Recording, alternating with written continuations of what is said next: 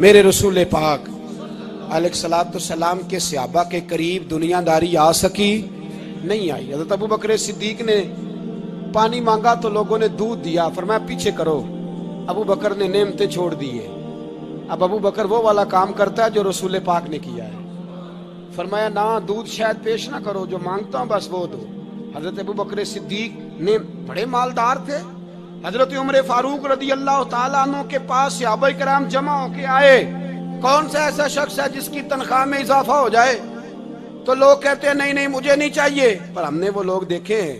حاجی صادق صاحب کو مسجد والوں نے کہا 1000 روپیہ تنخواہ بڑھانی ہے، تو حاجی صاحب کہنے لگے میرا بڑا سونا گزارا ہوتا ہے، مینوں نہیں بڑے نے۔ حضرت سیدنا عمر فاروق رضی اللہ عنہ صحابہ اکٹھے ہو کے گئے، کہنے لگے عمر حضور کے زمانے میں بظاہر غربت رہی، جناب صدیق اکبر کے زمانے میں غربت، اب تو بڑی ریل پیل ہے، بحرین سے لاکھوں کا مال آتا ہے، آپ کو بڑے بڑے سفیر ملنے آتے ہیں، پر آپ وہی پرانا کرتا اور وہی تامت جو کئی جگہ سے سی آپ نے کئی جگہ سے پھٹی۔ اور حضرت عمر ایک دن عید کی نماز پڑھانے گئے تھے تو ننگے پیر ہی چلے گئے، لوگوں نے کہا جوتا، فرمایا ٹوٹ گیا تھا یار، پہننے کے قابل نہیں تھا، فرمایا ننگے پیر آ گئے ہو لوگ کیا کہیں گے، فرمایا چھوڑو، عمر کے پاؤں ننگے ہیں لیکن عمر کے کردار میں تو کوئی شک نہیں نا، پیر ہی ننگے ہیں نا، کیا ہوا، چھوڑو اس بات کو، کوئی پیار نہیں دنیا داری سے، دولت سے کوئی چکر ہی نہیں۔ حضرت سیدنا عمر فاروق رضی اللہ تعالیٰ عنہ کو صحابہ نے کٹھے ہو کے کہا، یہ ہے امت کے بیدار ہونے کے طریقے جو عرض کر رہا ہوں، کہا جناب آپ اب بڑا مال غنیمت ہے اور جس طرح ہر صحابی کا حصہ ہے آپ کا بھی حصہ ہے، تو ایک نیا کرتا ہی ڈال لیں آپ خرید کے۔ اب جب مشورہ ہو گیا صحابہ میں تو کہنے لگے عمر سے بات کون کرے گا، نیا کرتا پہننے کی عمر سے بات کس کو برا لگتا ہے جی، نیا کرتا کون بات کرے گا؟ حضرت سیدنا علی المرتضیٰ کا انتخاب ہوا، کہنے لگے مولا علی کی بڑی عزت کرتے ہیں، ان سے بڑا پیار کرتے ہیں، ان سے بات کرتے ہیں۔ تو حضرت علی کو بلایا گیا، عرض کی حضور مہربانی فرمائیں، حضرت عمر سے کہے نئے کرتے کے لیے، آپ فرمانے لگے عمر میری بڑی قدر کرتا ہے، بڑی بات سنتا ہے، پر یہ والا کام نہیں میں عمر سے کہہ سکتا، یہ کسی اور سے کہو۔ تو کہنے لگے آپ رہنمائی کر دیں کس کو کہیں؟ تو جناب علی المرتضیٰ فرمانے لگے اگر حضرت عائشہ صدیقہ سے کہو گے تو عمر فوراً مان جائے گا، وہ مومنوں کی ماں ہیں۔ صحابہ حضرت عائشہ کے پاس، اماں جی عمر کو بلائیں، ان کو کہیں بڑے بڑے سفیر آئے ہوتے ہیں، وہی پرانے کپڑے پہن کے بیٹھ جاتے ہیں۔ اللہ اکبر، حضرت عائشہ نے پیغام بھیجا، فرمایا عمر کو بلاؤ۔ عمر فاروق دوڑے ہوئے آئے، پردے کے پیچھے حضرت عائشہ کے پاس گھٹنوں کے بل، اماں جی دیر تو نہیں کر آیا میں آنے میں، حکم ہو، حضور کے گھر سے پیغام آیا، بڑے بڑے سفیروں کو چھوڑ کے بھاگے۔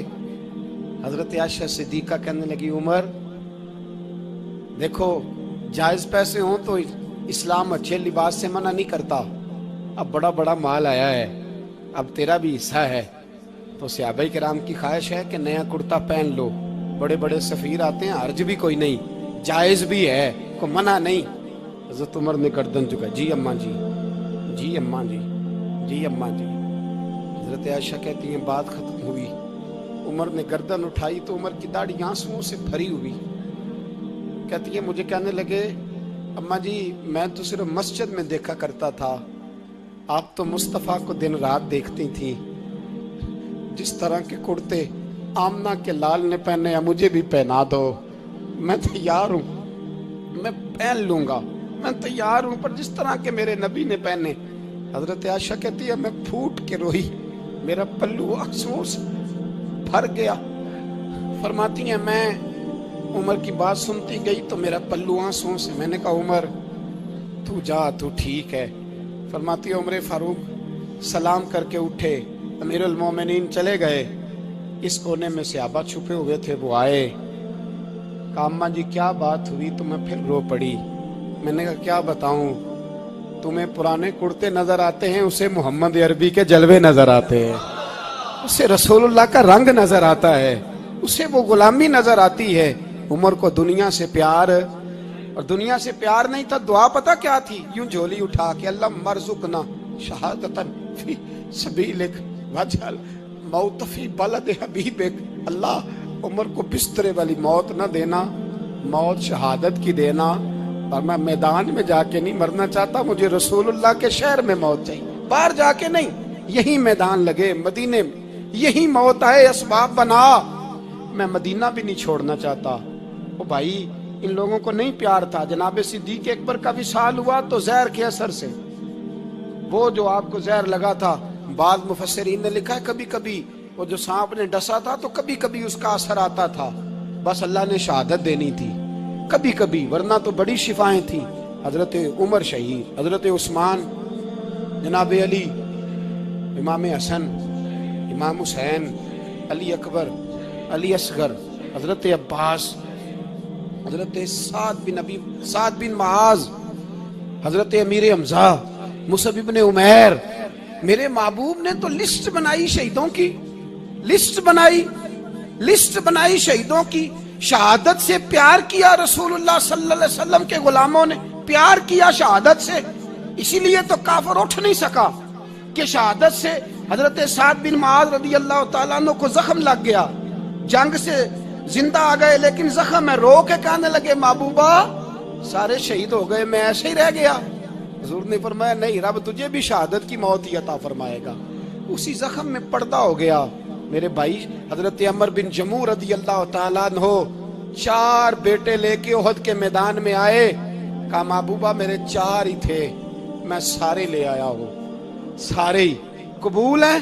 فرمایا ٹھیک ہے، پھر خود بھی زرہ پہن لی، ایک ٹانگ سے لنگڑے تھے، ٹانگ چھوٹی تھی، حضور نے فرمایا تو نے کیوں لباس پہن لیا ہے؟ کہا حضور میں نے بھی تو جہاد پہ جانا ہے نا۔ تو حضور نے فرمایا تیرے 4 بیٹے جو جا رہے ہیں، تو کہا یا رسول اللہ کیا لنگڑے جنت میں نہیں جا سکتے؟ حضور لنگڑے اللہ کو قبول نہیں، میں نہیں جا سکتا۔ تو میرے نبی پاک صلی اللہ علیہ وسلم نے فرمایا نہیں، جنت تو تیرا انتظار کر رہی ہے۔ کہا حضور پھر میں بھی جاؤں گا، بچے جائیں گے تو میں بھی جاؤں گا۔ ایک بی بی احد کے دن 3 سال کا بچہ لے کے گھر سے نکلی، بیویوں کو کہتی ہے میرا خامد بھی بدر میں شہید ہوا، بھائی بھی اور باپ بھی، آج حضور نے پھر بلایا ہے، دل کرتا تھا کوئی جوان بیٹا ہوتا تو میں پیش کرتی، پر اب میرے پاس یہ 3 سال کا ہی ہے۔